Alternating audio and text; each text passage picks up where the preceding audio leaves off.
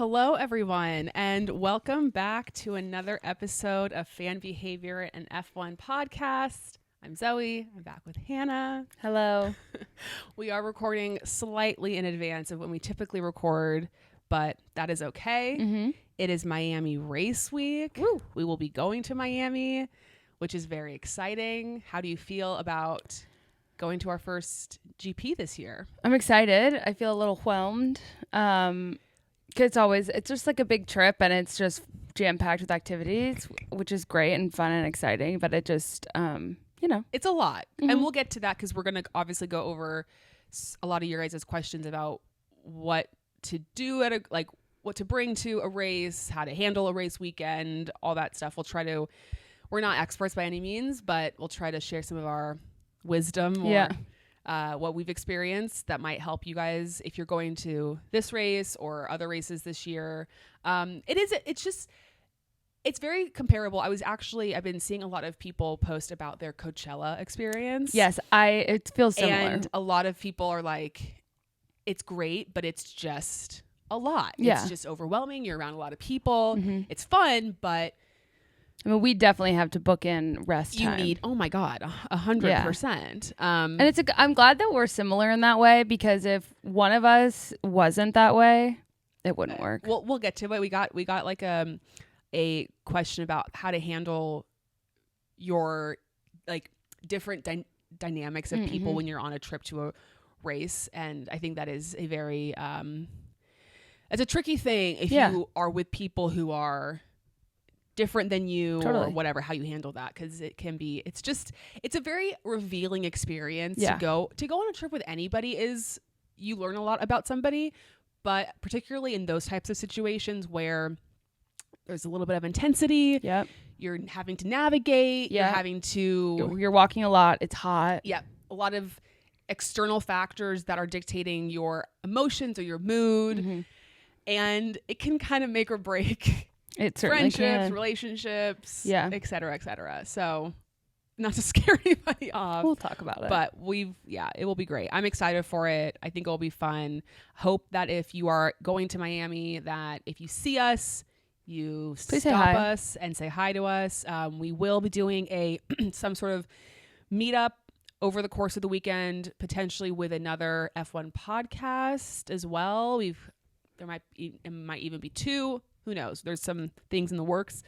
So if you're going to Miami, stay tuned to our, keep your eyes peeled on our Instagram just for any and all. The haps. Yeah. Anything that we do. Also, just on that front, on the, I guess, staying alert to our happenings, please subscribe to our YouTube channel. Yeah. We would really appreciate it's free to you. Subscription. And helps us a lot. And we would just appreciate it. So just take a second, hit subscribe. Hit the bell. We have a lot to go over this episode because there's actually been quite a bit of news that's transpired over the last few days. Let's just start off with I asked you what should we start with, and we agree that this is the bigger news, which is that Adrian Newey is reportedly leaving Red Bull. It has not been officially confirmed from Adrian himself or Red Bull, but it has been reported by the BBC. Other notable journalists have reported that he is on his way out. Thoughts? I'm excited for a lot of reasons. I think we're all a little fatigued of the Red Bull dominance. That him leaving doesn't mean that will go away. Right. But it's an interesting conversation to be had, that maybe the dominance won't end, but there will be someone more competitive in a couple of years, which still feels too far away. I think for him, good for you, because he's wanted by everybody. And so I think it's, I don't know. I think it's interesting. I want to know where he's going. Mm-hmm. I don't know if there's any, we'll probably talk about it in a minute, but I don't know if there's any truth to Max actually going anywhere else. And so is he following Max? Is he going somewhere totally rogue? I think he said that he's wanted to work with Lewis and at Ferrari. So my guess is that's where he's going. Cause two eggs. 2 eggs, 1 stone. 2 birds. 2 eggs, 1 pan. I don't know. 2 birds, 1 stone. And yeah, I think he'd look great in red. So some details of what we've been told by these reports. The alleged reason for Adrian leaving Red Bull, it has to do with everything going on with Christian Horner. Mm-hmm. So The Race, which is a publication, also reported that that Christian Horner's personal assistant was also Adrian's personal assistant. So that also, if that is true, and again, that was what they reported in one of their articles, that might have added another layer to the situation. I think we said this originally back when... Also, what an overwhelming job. Yeah, exactly. But when all of this was first reported and like the whole power struggle within Red Bull, it is crazy. And this is one domino that's potentially fallen, though it seems like it's fallen over. Like one man has this stranglehold on this company and is potentially going to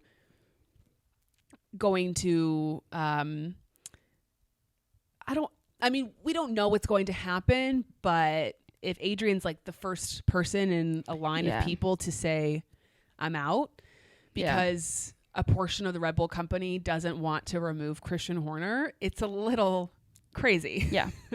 And again, there's still so much we don't know. There's still so much that's left to be discovered and found, but it is meaningful. It's very, very meaningful. Also, he has signed with Red Bull through 2025. Okay. So he technically still has 1 more year left on his contract. And then a lot of other people have reported that typically when a major person leaves a team, whether it's like an engineer, a team principal, whatever, who have had obviously a lot of insight into the car, the information, whatever, they typically get put on a gardening leave, which basically means they're not able to work for a period of time before they go to their next job, to basically prevent taking information and going to a direct rival immediately. And so for most people, it's typically a year is the amount of time that they have to wait. Now, a lot of people have said that Red Bull would probably want to have there be an even longer gardening leave for Adrian, and that could be, so there's a whole negotiating factor that's involved there, which is because I've also seen that I guess there's a feeling that Adrian could be removed from his contract early if there's the right price. You know, it's the whole buying people out of their contracts and what is it worth to teams and et cetera, et cetera. So that's a whole factor. So there's a world in which Adrian wouldn't even be able to work for a team until like 2026 or 2027. Yeah, that's crazy. So this may not actually end up really mattering until further down the road. But I do think it is significant him even just leaving. He is 65 years old too. A lot of people have brought up the point. He might just want to be done working in Formula One. He might just say, I'm tired and I'm going to go rest my very smart brain for a little bit, which is still even significant because Red Bull wouldn't have him. Right. And Red Bull not having him is a big deal. Yeah. A lot of people have also said, well, and Red Bull have kind of said this in some ways, like Adrian's the sort of overseer, but it's all these other people that are actually the ones that are creating, which I think is, I'm sure that's to true. A degree, that is true. Yeah. But like if it doesn't mean that there's not other minds on the team that are really smart and like helping move towards the goal. Yeah. But at the end of the day, if he's the genius, quote unquote, and he's able to redirect somebody, if he's not there and something can't be redirected, it's not going to be Adrian's. Well, and again, this might be the domino effect, which is Adrian leaves and then other people decide, I don't want to be here. I don't want to be here. I'm here for Adrian. Either. Yeah. Right. So, and you know, they always say people don't leave companies, they leave management. Retweet. Retweet. Because I'll tell you what, every company, everywhere, I have not found one company, or not that I haven't surveyed them all, but I've never had a conversation with a friend who works at a job that has no problems. Yeah. No, it's never happened. No. If you work at one of those, I'm so happy for you. but I've never come across that. And so you stick it out if there's good people. Yep. And that's not to say there's probably wonderful people that work at Red Bull Racing. I'm sure. But in this scenario, top the man he's reporting to isn't on his... And this is just...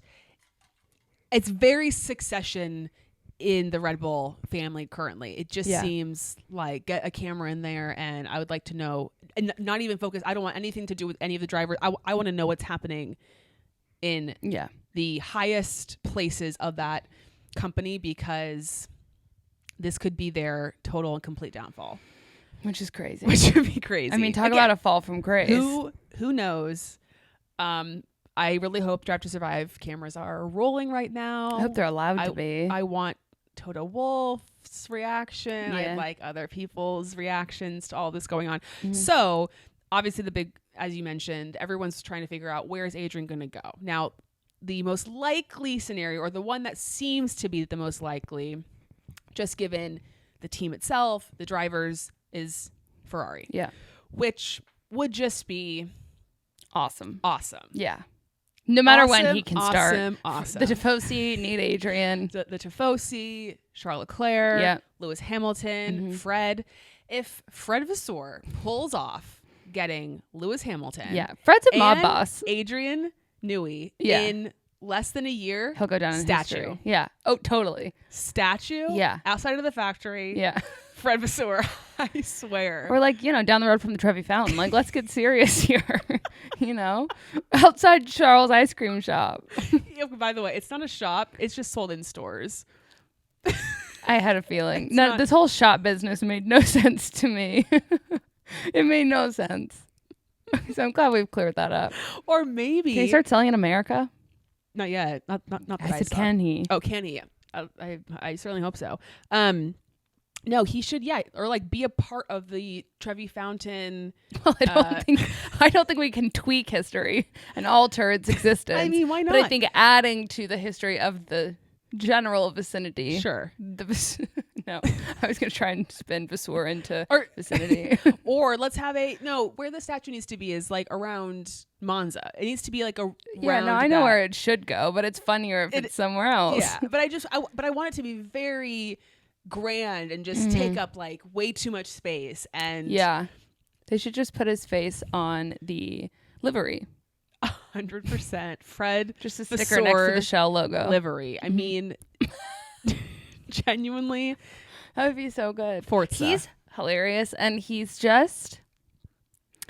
got mafia blood in him. I feel it. He's a negotiator. He's got something. He just knows how to wheel and deal. Yeah. Again, this is and all... it's so unassuming. And, we obviously, there's a lot of other people in the Ferrari... Of course, but he's the only one I'm familiar with. No, I know. But I want to, of course, there's lots of other people. I think John Elkann is the name of the CEO of Ferrari, I think is his name, who I think played a big part in getting Lewis to sign. So obviously props to him. Maybe he can also have a statue. Yeah. But Jim's just the guy on the phone, just like Gene. Yeah. Fred's the face of the company. Fred's the face of the company. So I would, again, as a Charles Leclerc, Lewis Hamilton stan, that's my dream. I want them to have a championship contending car. I want them obviously to win championships. This is what I want. Now, there's also reporting rumors that Lawrence Stroll is basically saying, whatever you want to be paid, I'll pay it. Mm-hmm. I can't. No, here's the thing.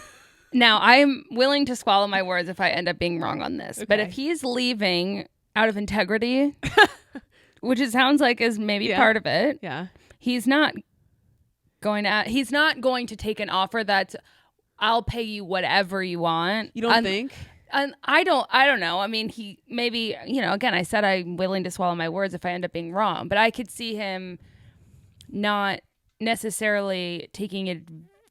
If he picks Aston Martin, he's going to make sure that they're paying him more than the other team for sure. But I think he doesn't have to be working anymore. He's made a lot of money. Yes. And he really gets the luxury of picking where he wants to go based on who can afford him. And I think if he has a dream of working at Ferrari and working with Lewis Hamilton, Aston Martin doesn't make sense regardless of the dollar amount. Now, I don't know. Well, a lot of people have said it might be appealing for him to not have to leave the UK, to be able to still work in the UK, not have to be down in, I don't know if I mean, obviously, I don't think he had to be in Italy full time. Yeah. But that's a factor.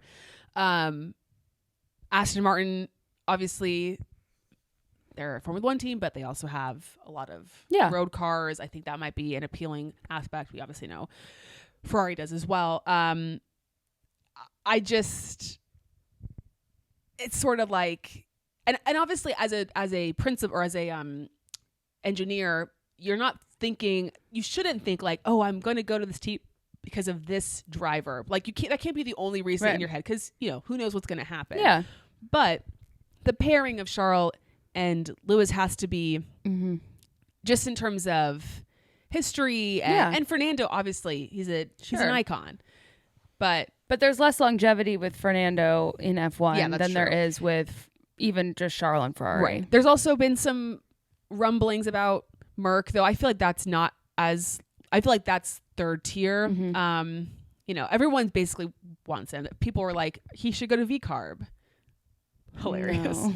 He wants to leave the family. Give Daniel and Yuki the... I mean, yeah.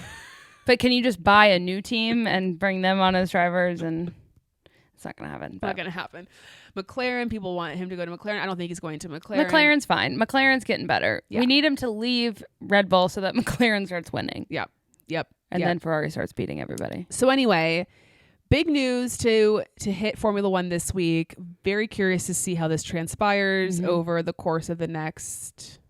Yeah, tensions are high around that team. Yeah. Which has got to be tough for everybody. I think there'll be some interesting press conferences in Miami. I'm sure there'll be some interesting questions asked. So, as you mentioned, there's been rumors, and I don't even know if it's even fair to bring it up, because there's nothing that's been substantiated that I don't even know if it's like fair to bring up. But there's been some rumors that Max may be meeting with Mercedes after Miami. Again, like, who knows? Of course, maybe he is. Yeah, and we know that Toto's done like the full court press to try to get Max, and that's like his focus. And basically, he's not making any decisions until Max has 100% decided, like, I am not going to, or I'm going to stay at Red Bull. I don't want to go.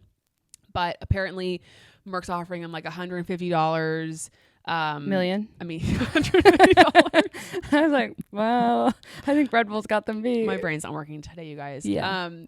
150 mil and helmet Marco, because we the fact that he has to be a part of the deal is so the only way lame. that Max can leave is if helmet leaves contractually. Oh, I don't think I knew that. I mean, unless he gets like bought out by his contract, but he has a clause in his contract that if helmet leaves, Max can leave. So how old's helmet Marco? Like 80. Yeah, 80 something. So anyway, that would be honestly certainly, the way he is, he'll outlive Max's contract for sure. Yeah. He's scary. So he is an Austrian man, and so is Toto Wolff. So, I know. I think it's just he's just very, I know. He doesn't have the same, appeal that Toto does for me. Totally. So it's just hard. Totally. It just would be such a crazy world if next season, and I don't think this is gonna happen. I think Max is gonna stay at Red Bull. But if Max Verstappen is all of a sudden racing for Mercedes and Lewis is at Ferrari, and then who's topsy-turvy? Top driver at Red Bull. Well, then I'm thinking Carlos Sainz would go to Red Bull. Yeah, I guess, but for what? For what? Well, I guess it's just like, I don't know. There's so much. There's the idea that they'd still be good. Yeah, sure. But we'll see. Time will tell. So interesting. Speaking of driver changes, Nico Hülkenberg confirmed to be joining Sauber next year, then becoming Audi 2026. How did you feel? So it's important to note that the first post I saw about this when I woke up this morning was the post on the team's Instagram, and it genuinely felt like an April Fool's joke. Okay. I was confused. It felt, I don't know. I think if I would have seen like the breaking news, because I think with Lewis, I saw like the news notification. And so I saw post. The F1 breaking news, and I was like, oh my God. And then you kind of check it all out. Seeing it on Sauber's Instagram first was like really, I was like, wait, what? I even sent it to you, even though I knew you'd already seen it probably, but I was like, is this an announcement? Like, what's going on? And then I went to his. What I hate is that who fell? Who's leaving? Yeah, Are they both yet. leaving? Yeah. And then now the Haas seat's open, which. Well, so that's the whole thing, which is obviously Audi's still waiting for Carlos. Mm-hmm. So if Carlos decides to say yes, then it's going to be Carlos and Nico. So both drivers, both Joe and Valtteri, will be looking for seats. Yeah. As of right now, one of them's looking for seats. But TBD on whom. Sounds like Ollie Bierman is going to get the second Haas seat, which is great. Yeah. Love that. Excited for Ollie. I'm excited for Ollie too. I wonder if K-Mag's kind of breathing a bit of sigh of relief, because I think ultimately if Nico hadn't decided to go to Sauber, I think Nico would have lost his seat. K-Mag would have lost his seat yeah. in place of Ollie. But I still think K-Mag seat's a little bit, because if a Valtteri or something is looking for a seat, I kind of think they're going to go Valtteri over K-Mag. Yeah. So that's kind of an interesting play. I've also heard rumors that this actually may have been from Crofty, that said that he's heard I love when Crofty says random stuff. Pierre might be looking at the Williams seat. Interesting. Yeah. Can he look? Yeah, their contracts both up. Already? Both Esteban and Pierre. Wow. Yeah. Well, that's good. Poor Pierre has got to get out of that seat. I guess. Well, I mean, it's been bad. Because here's the thing. It's either the car's awful or he's not good anymore. Well, they're both doing so terribly. Yeah, so that makes me believe that it's the vehicle. I just think it's interesting. Like, Williams is just an interesting move for him. If that's true, and who knows if that's going to be true or not. And then if he moves, then who goes into... Yeah. And then people have said Jack Doohan, who famously texted you. That's not what happened. He did. I literally got a text from someone named Jack, and I, for whatever reason, immediately assumed it was Jack Doohan. It's because we had just come from I know. seeing It was him. just so confusing. It was the mind. sun. I was, delirious. I was fatigued. It was the Austin GP, and I was like, oh my God, what? First of all, how did he get my number, and how did I know to save his? That's what happens when you go to F1 races. You start to think that drivers are texting you. Yeah. Delusional at all times. But people think that if one of the Alpine drivers leaves, and that means he might get a seat, which is also, I do like the idea of young people coming. You know, Christian Horner then was told or said that a quote about Liam Lawson, and he was like, we don't know when or even if Liam will get, and I'm like, what? Excuse me? Heck? Yeah. Because I guess the whole contract thing is basically Red Bull have to offer Liam a seat by next year, or he's free to find a seat elsewhere. He can go somewhere else. He's free to leave the team, and there's been some rumors, again, a lot of rumors on this episode, but that part of the reason that Christian said that was because maybe they feel they're not happy with him because they feel like he was the one who leaked those rumors about him replacing Daniel mid-season, because only the New Zealand reporter reported it, and so people feel like maybe he was the one who somehow shared that information, which doesn't seem like if you know it's not true, then why would you ever say it to begin with? Because right. So I don't think that I don't really believe that to be true. Curious. But anyway, the point of all of this is to say that things are happening, things are moving. The rumor mill is milling, and it's starting to really ramp up, and we kind of just have to wait and see what happens here. I don't like that. I know, it's very stressful. And it's crazy because I feel like when this happens, everyone feels the need to move so fast. But I also feel like, do we really need to move so fast? I think sometimes some people do need to start to figure out what they're going to do. I feel like Carlos is kind of holding up the driver market. Totally. Because I feel like once he decides that everything else can kind of fall, or certain things can certainly fall. But yeah, because for the Sauber, it's like, they probably, part of me wonders if they, I don't know. I mean, but it is just one of those things, they can't even really start like that. I don't even. It's okay. It's okay. It's okay. I don't want to just move on. We're having a tough time tonight, guys. But it's okay. So congratulations to Nico. And you know what? It has to be said. This man loses his F1 seat after the 2019 season with him and Daniel as teammates. Daniel essentially booted him out of his seat. He's off the grid for 3 years. He comes in a couple of times as a COVID replacement driver, but is just sort of hanging out on the sidelines, and then takes the chance with Haas and does really well and gets himself in a position to get back on the grid. I think people think he signed like a 3-year contract. Good for him. Yeah. Resilience. I mean, this is Hulk is here to stay. Impressive. So it's nice of you to say that. I know. It sounded like it was hard for you to say. No, I know. I know. no ill will towards him at all. He, continues the streak of being the driver. He's just not a daddy for you. 100%. The way you flinched. No. Yeah, that's okay. But yeah. Not for me either, by the way. I mean, I think he's good looking, but I wouldn't go that far. Oh, I thought you totally would. I don't use that term. Ever. No. It is. Well, because I still call my father that. And I know you hate that, but it just is what it is. So I don't, not all the time, but just sometimes. Get over it. Yeah. It is. It's just it's Unashamed. okay. We're all different. Okay. The next small piece of news is that Ferrari now has a title sponsor, and now they've changed their name to Scuderia Ferrari HP.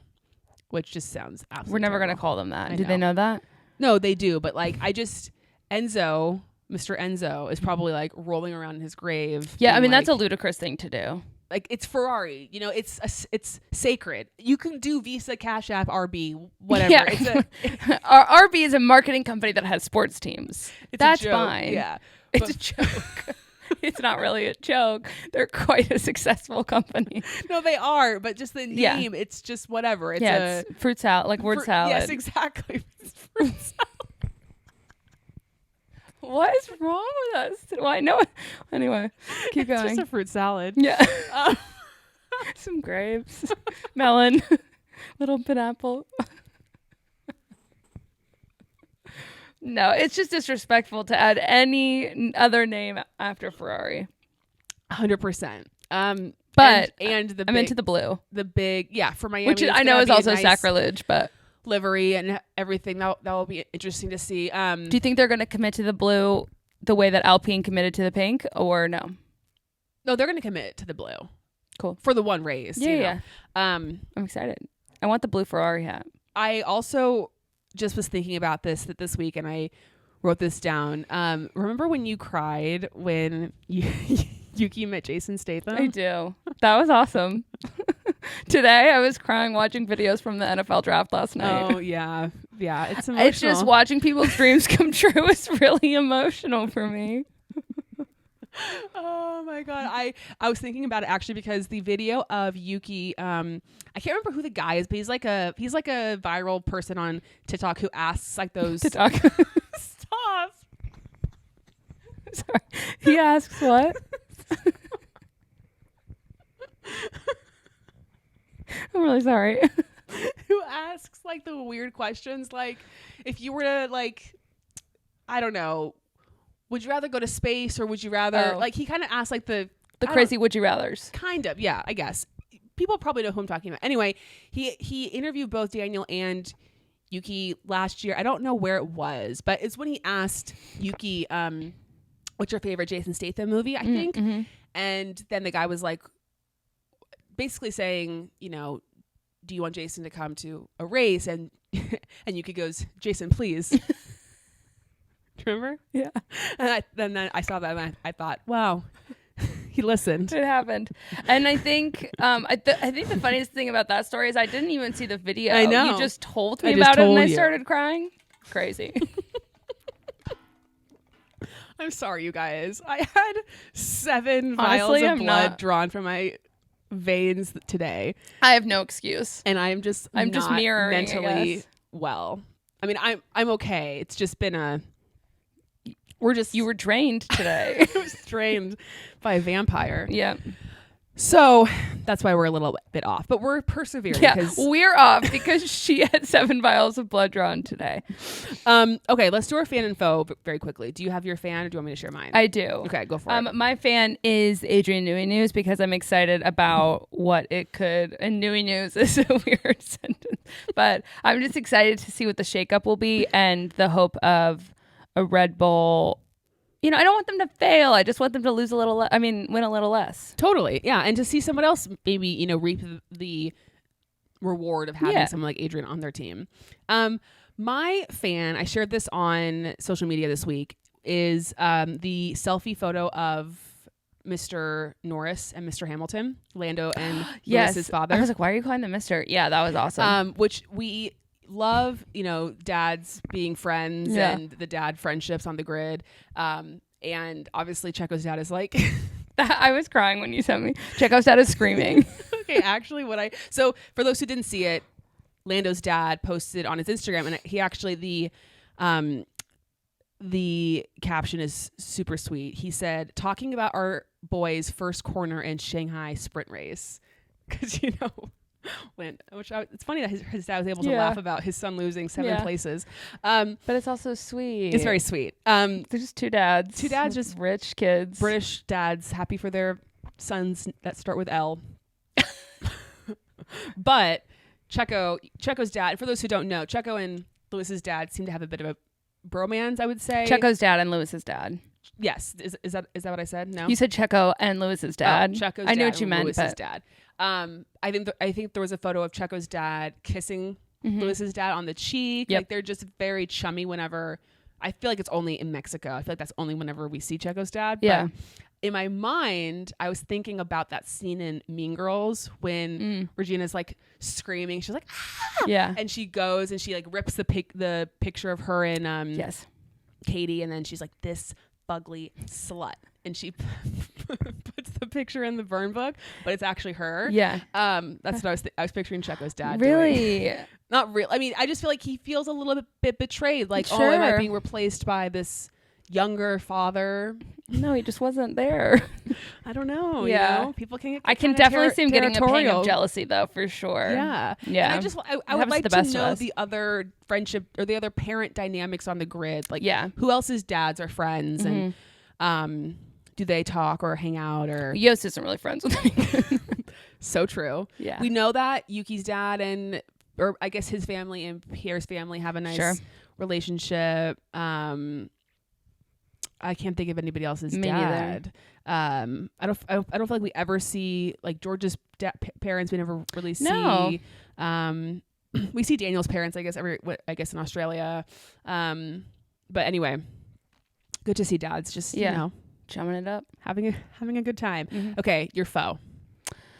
Oh, this is like a kind of a lame one, but I get so stressed about picking out outfits, and I make and it's not picking out outfits because I feel like I need to be dressed a certain way. It's just like being prepared for anything that may happen, and also not wearing something that I'll sweat through. It's tough. It's an art, and I'm just trying to navigate it properly. Well, what do you think is going to happen? Well, that's what I mean. Like, I just don't know. Like, timing wise, like if we go straight from the track to somewhere else, like, it just the life stuff.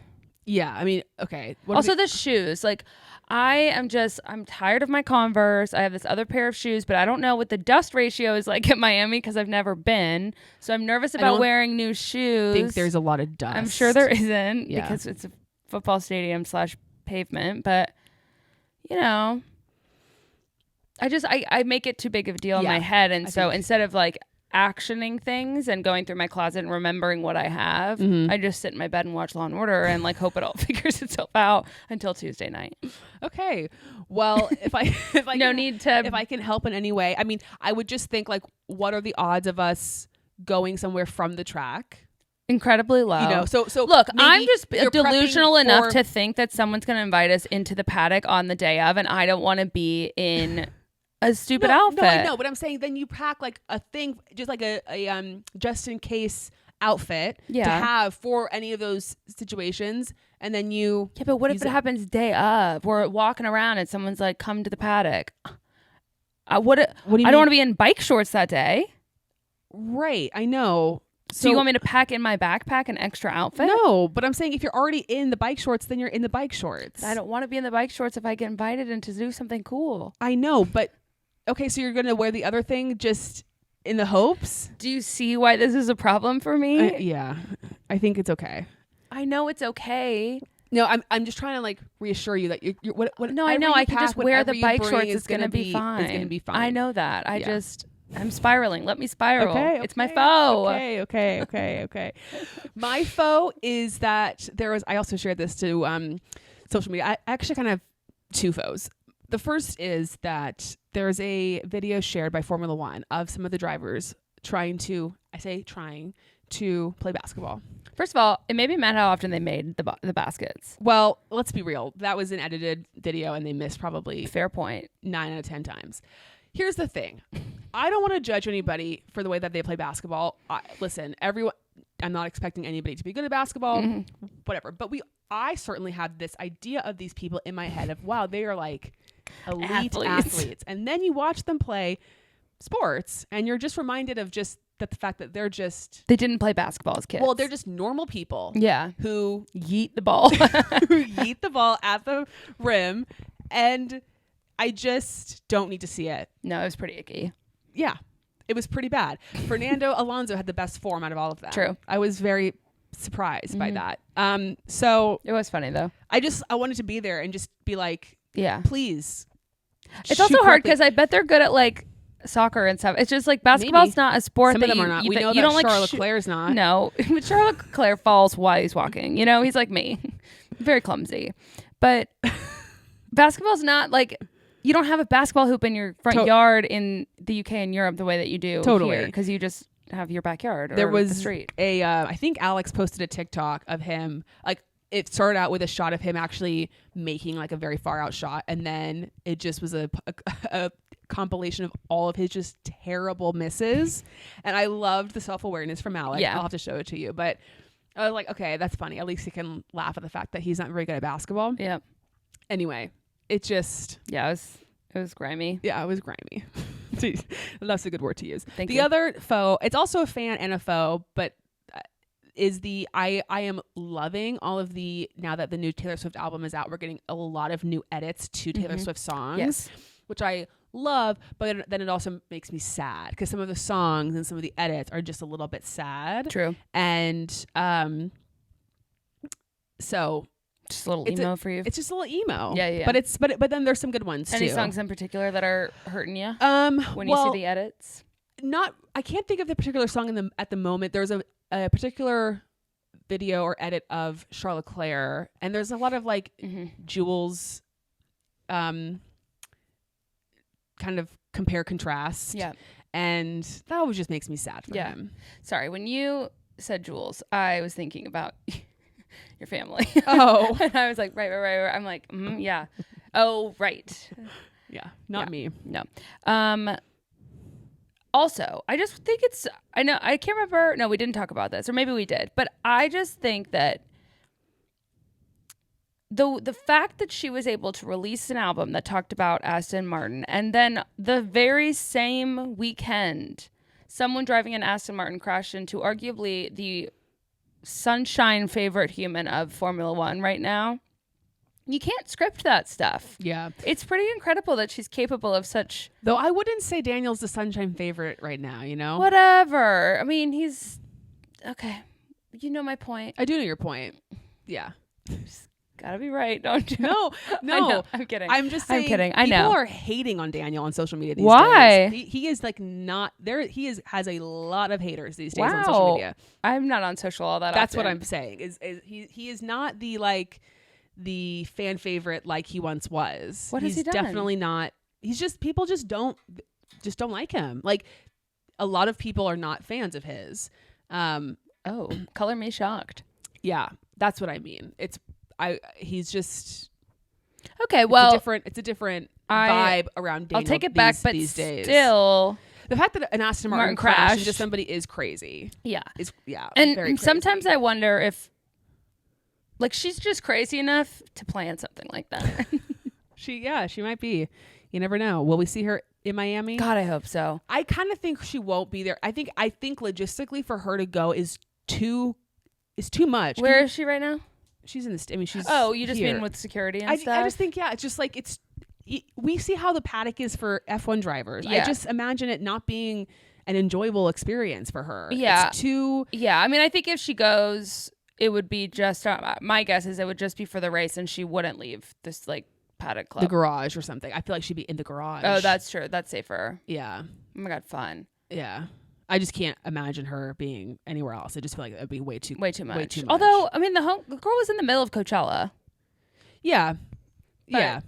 Yeah. You know, I know there's like a human shield around her while that's happening. I mean, I know Michelle Obama she went to an F1 race last year. Oh my God. I can't even imagine the logistics for that. Or Prince Harry. Like, I mean, not that people like hounding Prince Harry, but very famous people have been able to go to Formula One races. So she's definit's in her era of like, if I want to do it, it's going to happen. Totally. So maybe she doesn't. Yeah. But I could also see her being like, this is a you and Patrick type of thing. But Brittany would go. That's true. Here's hoping, guys. Manifest. Anyway, we'll see. Okay. Just a quick also scheduling update for next week. So we are still going to do a Miami race recap episode. TBD on if we'll be able to film it or not. I think we'll probably bring a tripod, but yeah, we'll see. So it might just be audio only, but we might be able to do a video. Probably we'll record it from our bed. So yeah, maybe that'll be fun to becomes a tradition. Watch. And we won't have. It'll be like I know. It'll be like our Vegas. Oh our yeah. Vegas when you left your sunglasses on the whole time. We were just like laying like half. Yeah. You know. Yeah. We weren't even hungover. We were just exhausted. No. Yeah. That's how I'll be on drink after the race. I'll be sweaty and have a. Well, you'll have showered by then. Hopefully. Yeah. Hopefully. And there'll be no pyramid. I know we talked about that last week on the pyramid, but no pyramid next week. So just sorry about that. And we'll also do a Miami like deep dive episode, kind of going over our experience and tips, tricks, whatever, once we've gotten back and gotten settled. So stay tuned for all of that. Okay, let's just go through some of your guys' questions about going to an F1 race, anything that we can share with you, tips, tricks, etc. Okay. What are some must-have items to bring with you to the racetrack?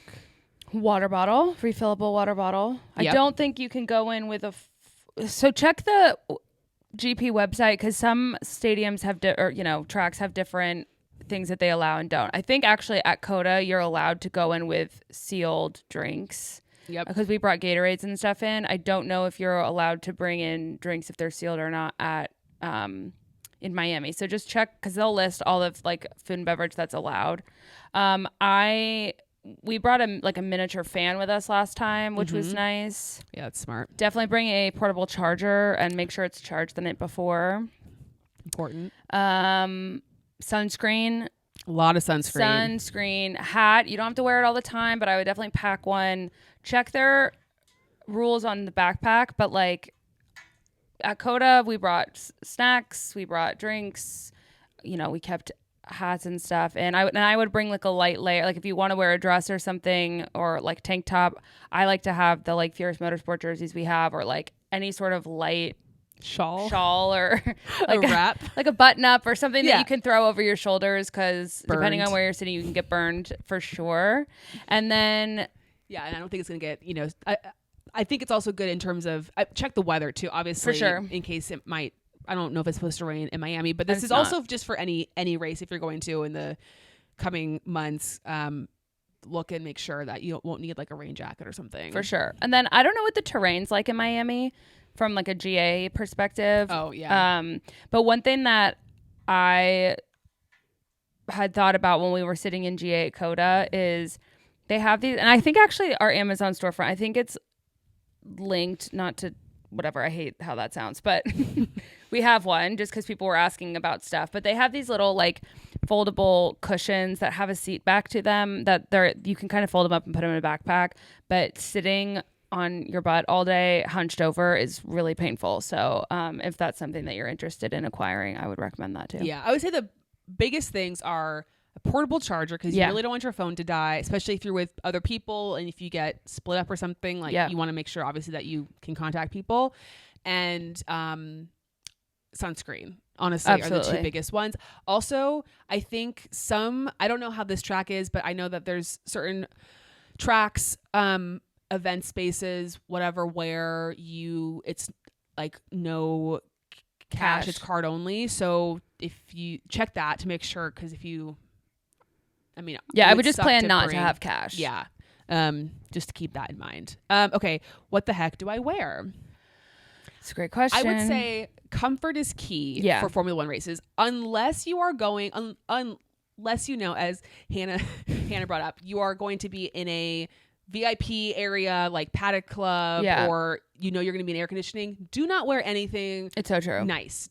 For me personally, I like to wear like a kind of light casual dress of sorts. That's just, it's cute but also comfortable.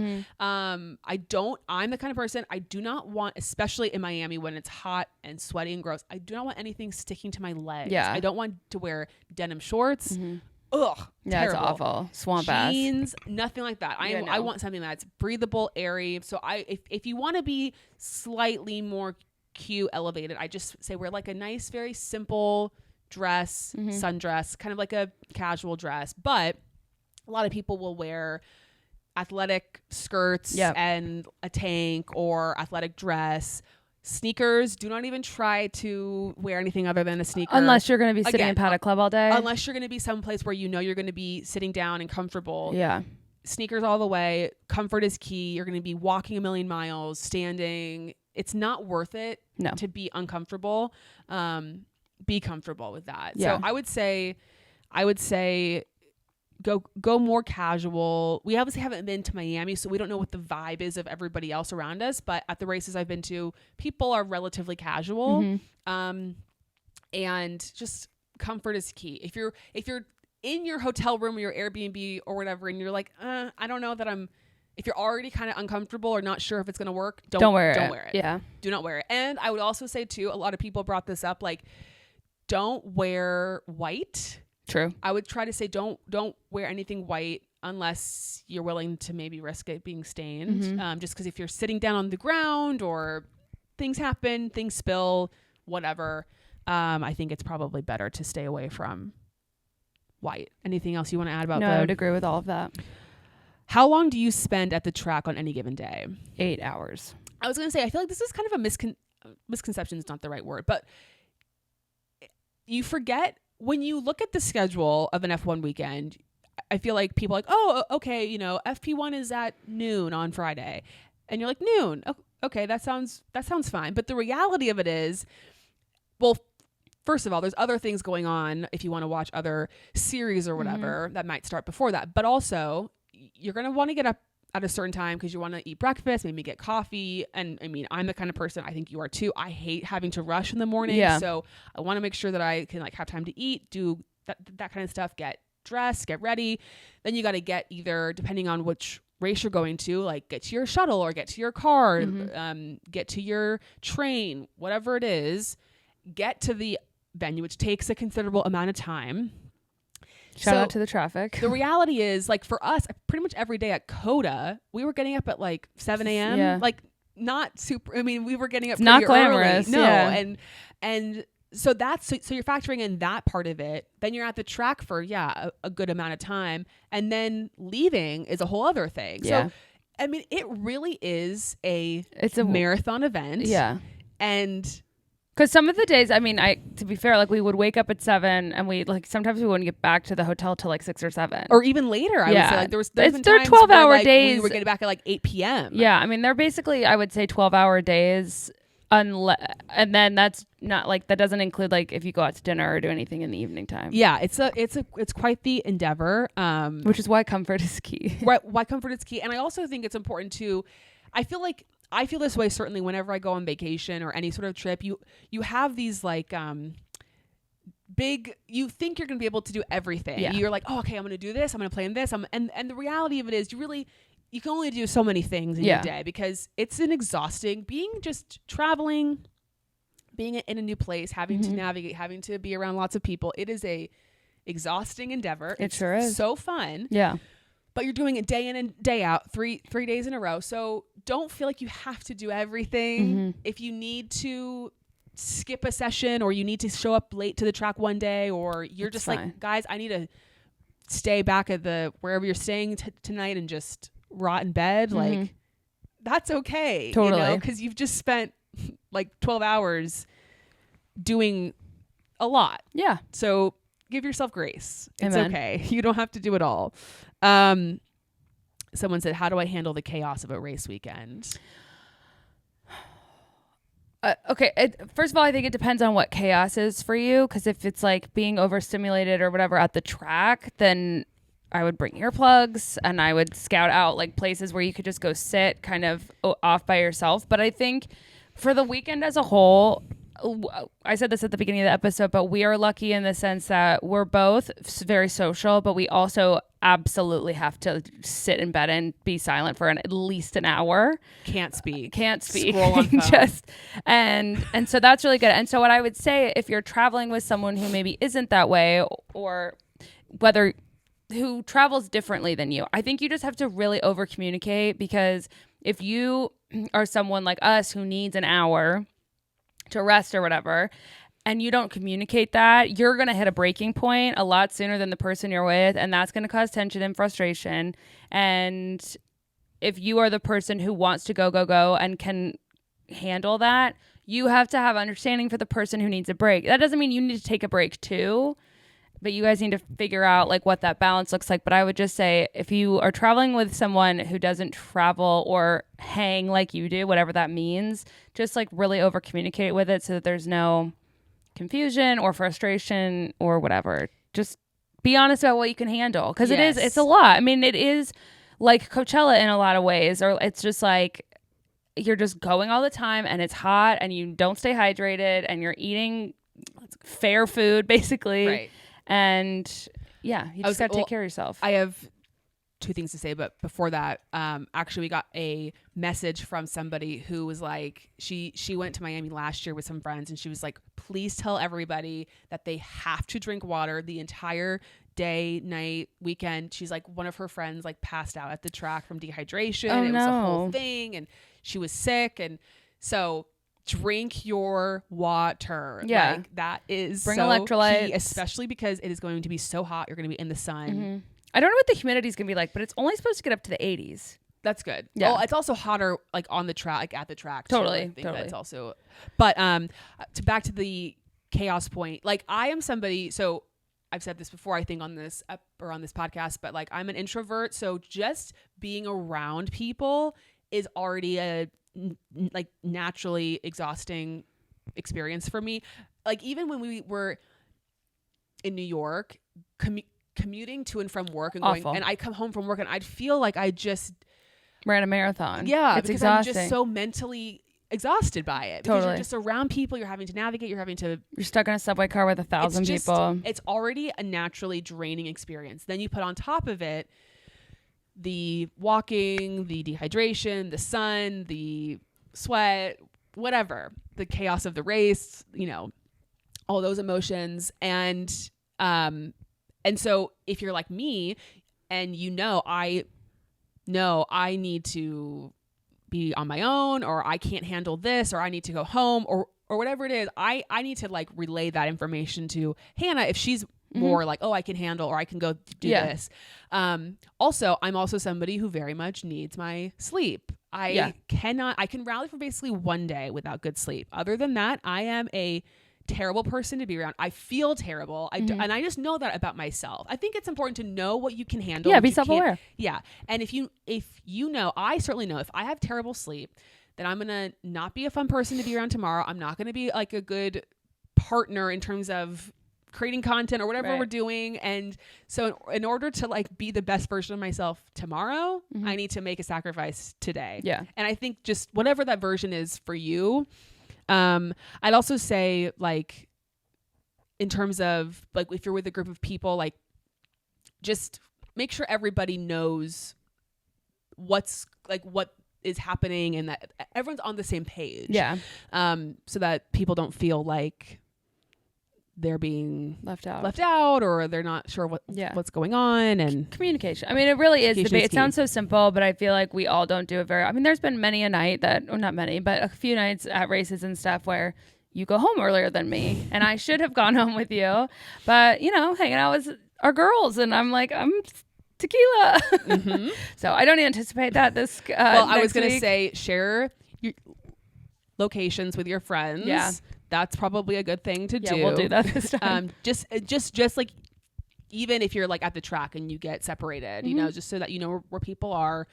And so nothing bad happens. Buddy system is key, and never leave a person behind unless they want to be left behind. Okay. What else is there that, a lot about like what time should we get there? How to get grandstand tickets that aren't crazy expensive. So, I mean, really the way to get grandstand tickets that aren't super expensive, you just kind of have to wait. You gotta wait. So I think if you feel like, I know our friend Caitlin who works for Fan Am, like I think she bought some pretty reasonable grandstand tickets at Coda like an hour before the session started. Okay. So you do need tickets to get in the door, right? Even for the GA section, like you have to have a ticket, but I would just even we've done this with concerts a million times. You just kind of have to like pay attention to it. I think you can set like, you can turn notifications on for price adjustments on certain tickets. So yeah, I know that's not helpful or like an exciting thing to do, but they do go down quite a bit. And I know people have like gone to the zone where the race is, and they'll just wait until, and then they buy inexpensive keep an tickets. eye on the secondary market if that's something you're interested in. Scope it out. I mean, I feel like the Miami tickets are more reasonable this year than they have been in past years, and compared to other races too. So you can check out that as well. Somebody said, how different is it to watch in person than watching on TV? Do you miss commentary?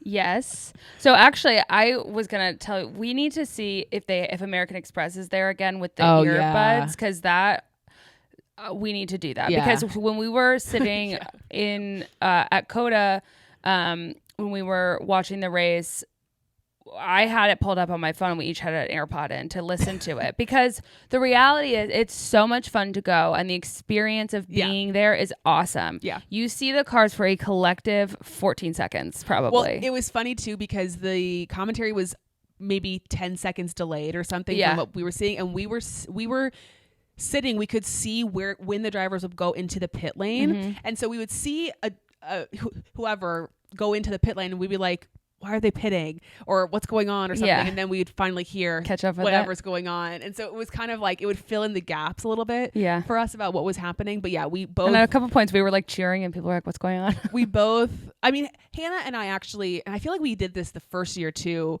when you're in GA, when you're at like any kind of race, there's varying levels of interest, right? There's people that are just there because they maybe live in the area, and they're like, let's go to the F1 race, which is obviously totally fine. And people maybe are not paying attention, which is also fine.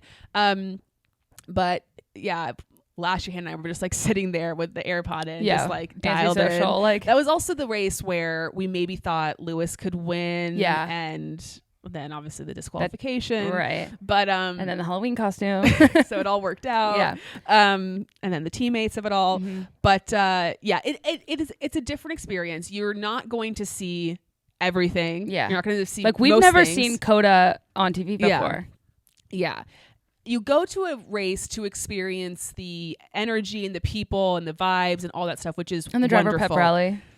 Exactly. We actually got a question about that too, which I can get to next. But you're not going to go for the viewing. You go to see like the car in action. It is awesome to see these cars go so fast. And like that's what you go for, but you're not, the direction is just different. Totally different. And you just have to deal with that, which is fine. I mean, you go to one, maybe 2 races a year. You watch the other 22 races on TV. So it's a fair trade. Somebody asked how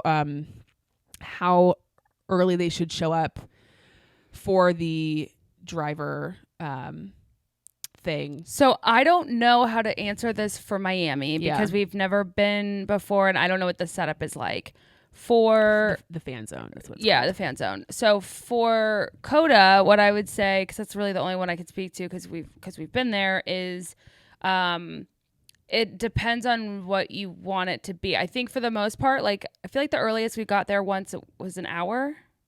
Were we there an hour? Yeah, maybe an hour. Maybe an hour. And we were relatively close. And it feels closer when you're actually there. Like, I know that sounds weird, but when we've been at like concerts and we're on the floor or whatever, there are certain areas where it's like you can fully see all of the features of their face from where you're standing. And then there's some places where like you still have to look at the screen to see their whole face. Do you know what I'm talking about? Yep. Where we were standing was probably...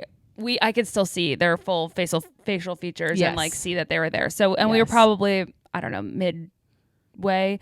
So I would say if you really want to be like barrier, maybe like 2 hours early, but we haven't gotten there early enough that like, I don't know if people get there when doors open or, you know, when the gates open and camp out, but it's a really big space on the ground there. So you could definitely get away with getting there 30 minutes to an hour early and getting a good spot. I know every track is different in terms of the fan zone. Like when I was in Monaco, the fan zone was quite small, like very, very, very tiny, just because obviously Monaco, they're not going to have a huge amphitheater space for the fan zone. So it just depends track by track where you go. And so I would just look into that ahead of time and maybe scope it out.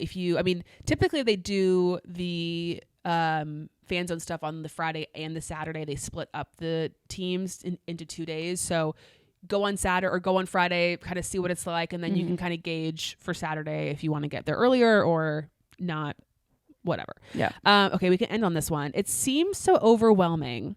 I would have no idea where to even start in terms of in terms of how to handle attending a race.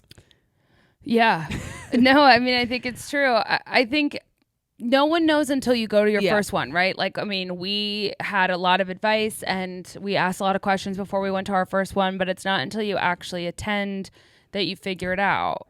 Were you going to say something? Yeah, no, I was just going to say something just came into my brain. You have to have a lot of patience. You also have to have a lot of just like, it's going to be what it's going to be. And I'm just going to let the chips fall where they may. Yeah. You know, I don't do that as well as you do. And I mean, it's not easy for anybody. It's nobody likes to be waiting in a line that's however long or seeing things done that it's not operating correctly or whatever, right? Yeah. You don't like that. But I think you have to just accept that that's how it's going to be, because if you spend the whole time like stressing out about it, it's just going to ruin the experience. And it's going to make you frustrated and overwhelmed. And I think, you know, Hannah and I spend so much time like things will just like, you can find ways to kind of pass the time that, I don't know, you can have fun with any situation. For sure. When you're waiting in line, you can play heads random up or game, something. or you can, you know, you can find ways to just kind of, if you're with fun people and you're with your friends, you just